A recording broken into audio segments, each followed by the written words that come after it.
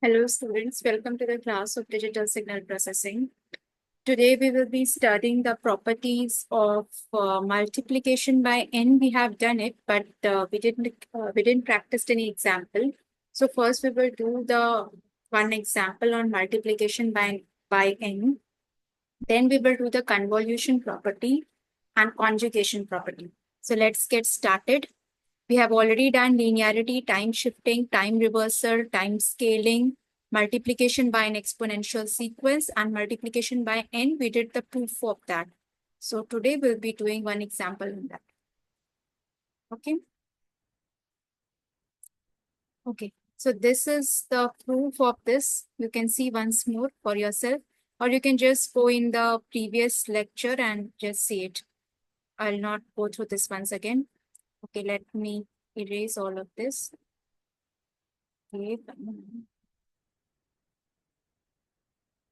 Now the thing is that multiplication by an n. If the signal xn is multiplied by n, then how will its z transform get affected? So we have already seen. So first I'll write it. If z transform of x of n, the property what it states, first I'll write that. If z transform of x of n is x of z, then if you multiply this xn with n, in that case, the z transform of n into xn, the z transform of n into xn will become minus z d of xz with respect to dz. So this is the property. We have proved the property. So the proving of this property is important because it's a bit, you have to involve yourself in this. It's not just going to be coming effortlessly. So once or twice, you need to practice this one. Okay, so now let's do an example on this or a question on this. So x of n, say it is, let us take an example where we can use the other properties also. So let me take n square plus nun. Will that be okay? Okay, let us take this one so that we get it. So in that case, both the property will be the same property will be applied twice. So let me take something else. Give me a second. Give me a second. Let us take n into an n into a to the power n un. A to the power n un.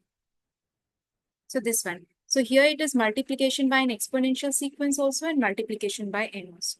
So we can do this both by the definition and that, but we will be using the property. So un, you know the z transform for this one. What is the z transform for un?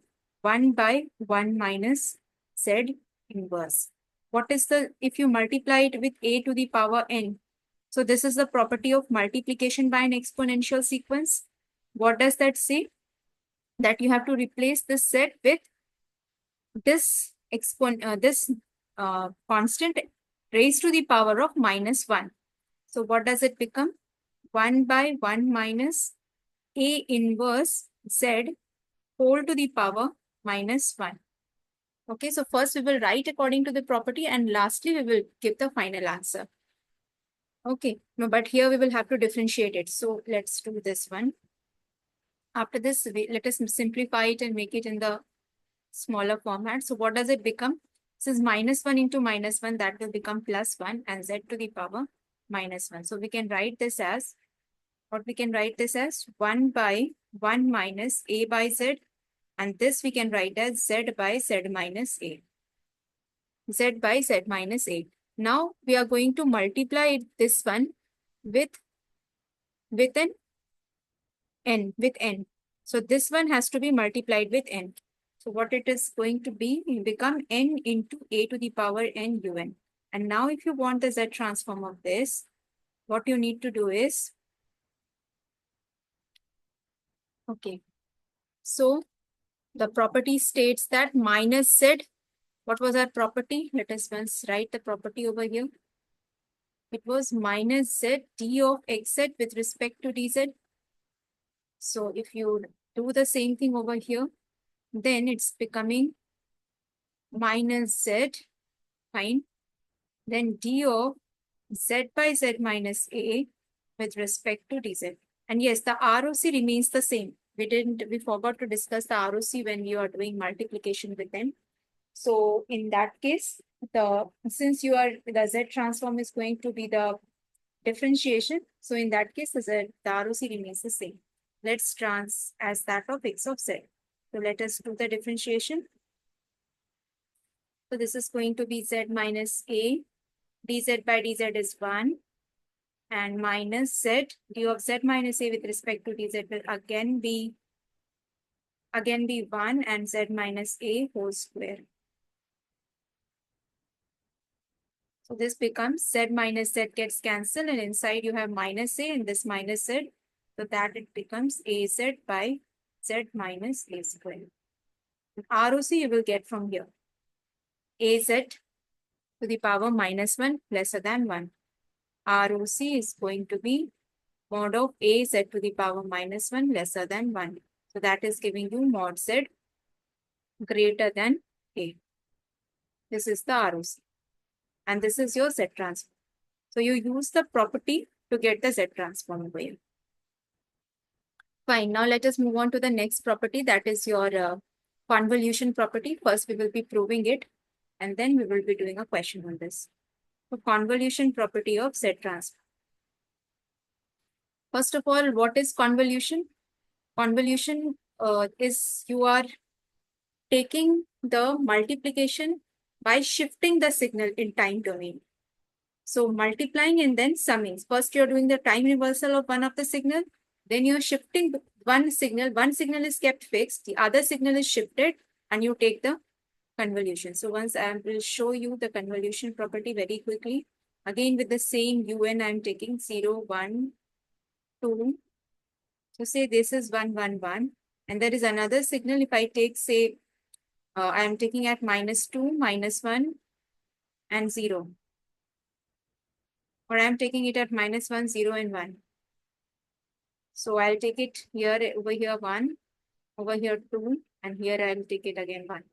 So what happens? First, you need to first take the time reversal. If you take the time reversal of one of this, suppose I'm taking the time reversal of this one, it is going to remain the same, right? So this is an even signal, so time reversal will make it remain the same. Now, if you multiply it in the first place, what we do is time reversal of one of the signal, then we are shifting the signal, then time shifting, multiplication, and addition. This is the property. Okay. So I'll make a separate video on this, otherwise this will become big.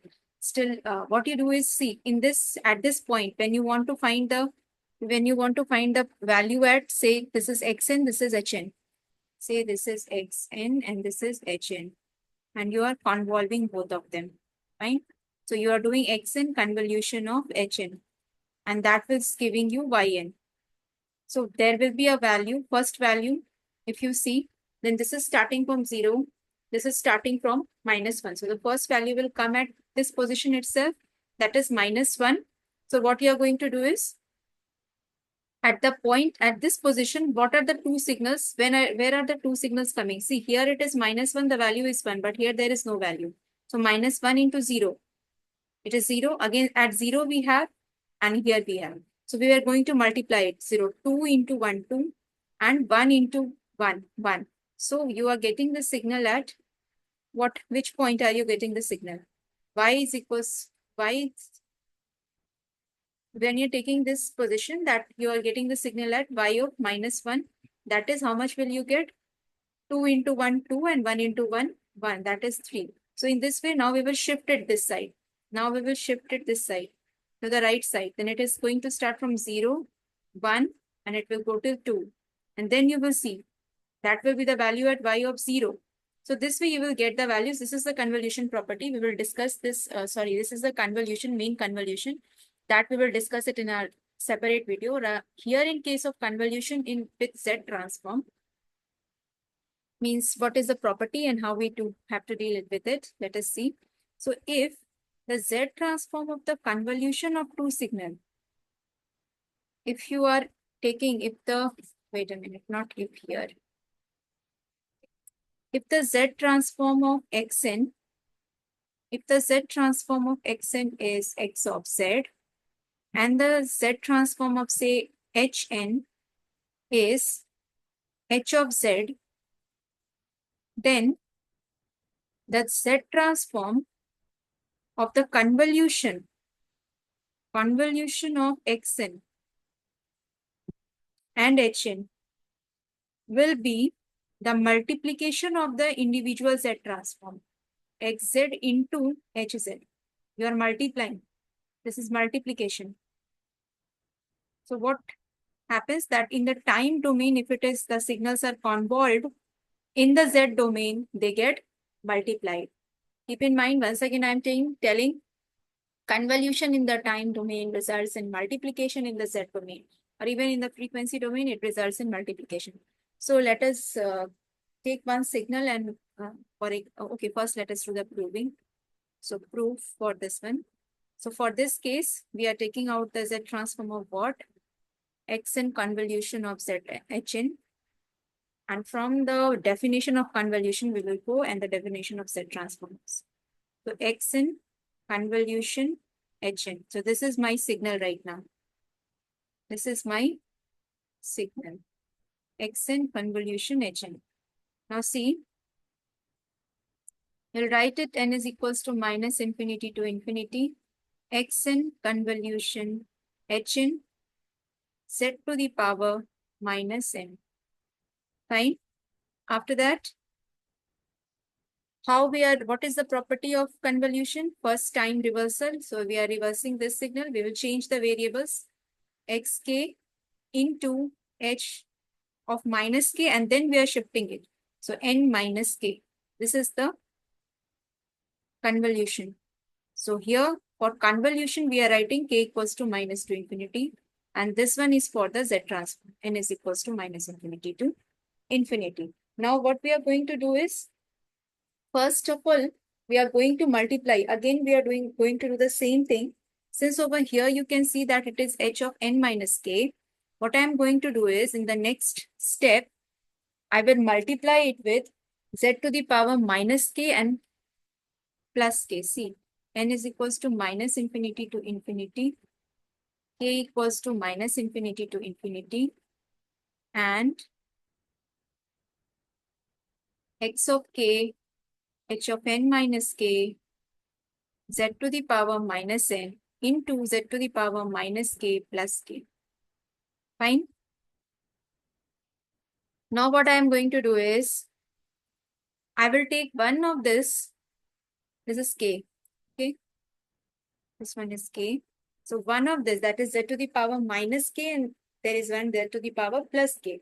So one of them I will take with this one. The other one I will take with this one. So let us see. This is n minus k. And this is z to the power minus n. If I take minus n plus k, then I can write it in this manner, minus n minus k. So that will be the same as this one. So what I am going to do is, I will take k is equals to minus infinity to infinity, xk, z to the power minus k, and separate this side. N is equals to minus infinity to infinity, h of n minus k, z to the power minus n plus k. This one we are z to the power k I am taking here. So minus n minus k. Got it? Now this is the individual z transform of xk. So we can xk z to the power minus k, we can write it as x of z. And this one we can write it as h of z. This is how we proved it.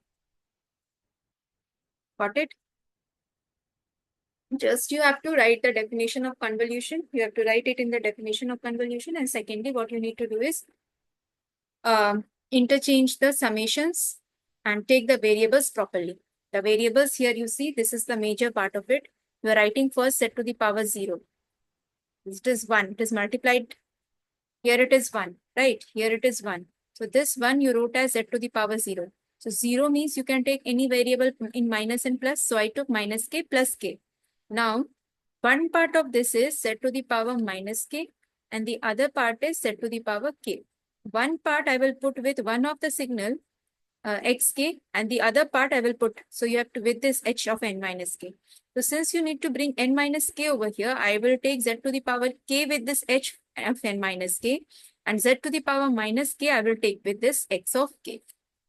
Got it? Okay. So now go on. Let's go on to the example. Example, I will be taking a question which is given as x1n is half to the power n un. And the second one, I'll take it. Let's take it. Okay, I'll take the same thing. 1 by 3 to the power n un. Now you have to find out. It's given that x3n is x1 convolution of x2n. So you need to find the Z transform of x3n. You need to find Z transform of x3n. So in order to find out the Z transform of x3n, what the property says that you have to take the Z transform of half to the power n un first. So what will be the Z transform of this one? 1 by 1 minus 1 by 2 to the power Z inverse. By now you should be knowing this. And what will be the Z transform of this one? The Z transform of this is going to be 1 by 1 minus 1 by 3 to the power Z inverse. Okay, so I'll do one of these just for the sake of re-revising. It is, let me do this 1 by 3 to the power n un. So you know by now that since it is un, we will take the limit from 0 to infinity, half to the power n, z to the power minus n. So what I can write it, half z to the power minus 1 raised to the power of n. And this is going from n equals to 0 to infinity. If you see, the first term is 1, the second term is half z to the power minus 1. The third term is half square z to the power minus 2. Third term is half square z to the power minus 2. So our first term becomes 1 and our common ratio is 1 by 2 z to the power minus 1. So this is your z transform. And what is the ROC? Half z inverse is lesser than 1. So that will be how much? Mod z greater than half. So it becomes over here. For the first one, mod z is greater than half. And for the second one, 1 by 3 z inverse is lesser than 1. So again, mod z is greater than 1 by 3. See, 1 by 3 z inverse lesser than 1. So this z inverse, if z goes down and then again it comes here as in the cross multiplication, it will become 1 by 3 mod z is lesser than mod z. So this becomes, then finally it becomes mod z greater than 1 by 3. Now the ROC, the final ROC will be the intersection of these two. So greater than half means if it is half over here, that is 0.5 and 1 by 3 is how much? 0.3, right? This is 0.5 and this is 0.3. So it will be inside. So finally it is going to be greater than half and here it is greater than 1 by 3. So greater than half and greater than 1 by 3. What is going to come is greater than 1 by 3. Sorry, greater than half. The final ROC is the intersection. So it's going to be mod z greater than half. One of it is greater than half. The other one is greater than 1 by 3. So if you see, if I take a different color over here, then for this one it is from here. But the common portion of red and black is what? After half, so it is mod z greater than half is the final ROC.